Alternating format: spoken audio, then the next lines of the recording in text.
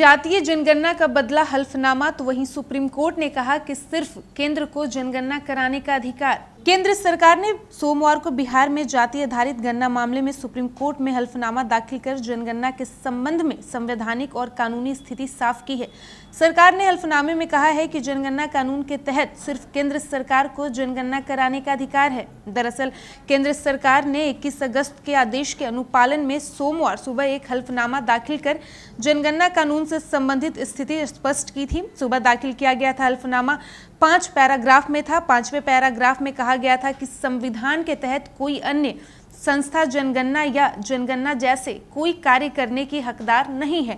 लेकिन शाम को केंद्र सरकार ने यह हल्फनामा वापस ले लिया और उसकी जगह संशोधित नया हल्फनामा दाखिल किया। नए हल्फनामे में से पुराने हल्फनामे का 5वां पैराग्राफ हटा दिया गया है। केंद्र सरकार ने संशोधित ताजा हल्फनामे में कहा है कि जनगणना एक विधायी प्रक्रिया है जो जनगणना कानून 1948 से संचालित होती है। जनगणना का विषय संविधान की 7वीं अनुसूची की केंद्रीय सूची में प्रविष्टि 69 में आता है। केंद्र ने इस प्रविष्टि में दी गई शक्ति का इस्तेमाल करते हुए जनगणना कानून 1948 बनाया है। इस कानून की धारा 3 में सिर्फ केंद्र सरकार को जनगणना कराने का अधिकार दिया गया है। केंद्र सरकार ने कहा कि जनगणना के संबंध में सिर्फ संवैधानिक और विधायी स्थिति कोर्ट के विचारार्थ रखना चाहती है। सरकार SC/ST सामाजिक और आर्थिक रूप से कमजोर व अन्य पिछड़ा वर्ग के उत्थान के लिए संवैधानिक प्राविधानों और लागू कानूनों के मुताबिक सभी तरह की सकारात्मक कार्रवाई करने को प्रतिबद्ध है। पिछली सुनवाई में केंद्र सरकार की ओर से पेश सॉलिसिटर जनरल तुषार मेहता ने कहा था कि केंद्र सरकार किसी की ओर से नहीं है, लेकिन वो मामले में पक्ष रखना चाहती है। मेहता के अनुरोध पर कोर्ट ने सुनवाई 1 सप्ताह के लिए टालते हुए केंद्र सरकार को जवाब दाखिल करने के लिए 7 दिन का समय दिया था।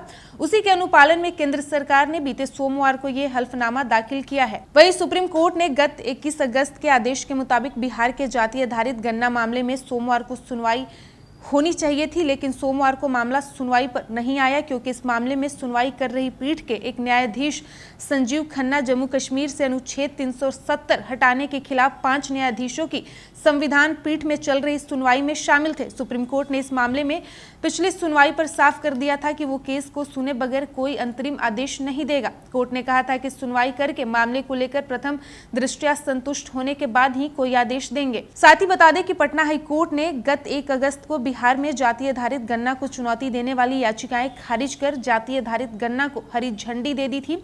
हाईकोर्ट के इस आदेश को गैर सरकारी संगठन एक सोच एक प्रयास व कई अन्य याचिकाकर्ताओं ने जैसे यूथ फॉर इक्वलिटी आदि ने सुप्रीम कोर्ट में चुनौती दी। बिहार सरकार ने पिछली सुनवाई में सुप्रीम कोर्ट को बताया था कि जाति आधारित सर्वे पूरा हो चुका है।